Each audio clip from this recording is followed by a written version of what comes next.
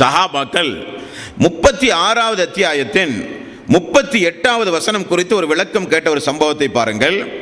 வஷம்சு தஜ்ரி லி முஸ்தகர்ரின் லஹா, நிலை சூரியன் அந்த மறுமை நாளில், அந்த நாளில் நிலை கொள்ளும் இடம் நோக்கி செல்லுகிறது.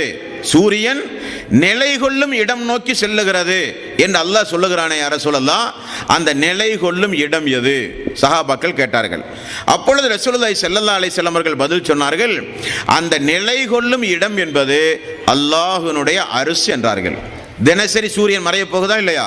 இந்த மறைய எங்கே போகிறது என்றால் அல்லாஹ்வினுடைய அரிசுக்கு கீழ் போகிறது என்று ரசூலுல்லாஹி ஸல்லல்லாஹு அலைஹி வஸல்லம் அவர்கள் சொன்ன விளக்கம் முஸ்லிம் என்கிற நபிமொழி தொகுப்பில் 251வது நபிமொழியாக நீங்கள் பார்க்கலாம். அந்த கியாம நாள் வந்தால், உலக அழிவு நாள் வந்தால், அபூதர் ரலியல்லாஹு அன்ஹு இடத்தில் ரசூலுல்லாஹி ஸல்லல்லாஹு அலைஹி வஸல்லம் அவர்கள் சொல்கிறார்கள், அந்த கியாம நாள் வரும் பொழுது சூரியன் மறைவதற்காக வேண்டி அல்லாஹ்வினுடைய அரிசுக்கு கீழே போகுமாம்.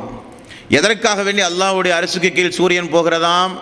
அல்லாஹுவை சுஜூது செய்வதற்காக, அல்லாஹுவை வணங்குவதற்காக, அல்லாஹ்வுக்கு கட்டுப்பட்டு தான் நான் நடக்கிறேன் என்பதை உறுதிப்படுத்துவதற்காக அந்த சூரியன் தினசரி அல்லாஹ்வுடைய அரிசுக்கு கீழே போகிறதாம்.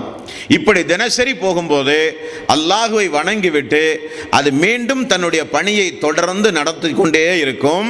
அந்த நாள் வரும் பொழுது, அந்த நாள் வந்தால் அல்லாஹு தஆலா அந்த சூரியனுக்கு கட்டளை இடுவானாம், கிழக்கிலிருந்து உதித்ததை நிறுத்திவிட்டு மேற்கு திசையிலிருந்து நீ உதிக்க ஆரம்பி என்று அல்லாஹு தஆலா அந்த சூரியனுக்கு கட்டளை இடுவான். அந்த சூரியன் மேற்கு திசையிலிருந்து உதிக்க ஆரம்பிக்கும். அது கியாம நாளினுடைய மிகப்பெரிய அடையாளமாக இருக்கும் என்று நபிகள் நாயகம் ஸல்லல்லாஹு அலைஹி வஸல்லம் அவர்கள் கூறினார்கள். அது முஸ்லிம் என்கிற நபிமொழி தொகுப்பில் 250வது நபிமொழியாக நீங்கள் பார்க்கலாம். இது சூரியனுடைய மிகப்பெரிய ஒரு அடையாளம்.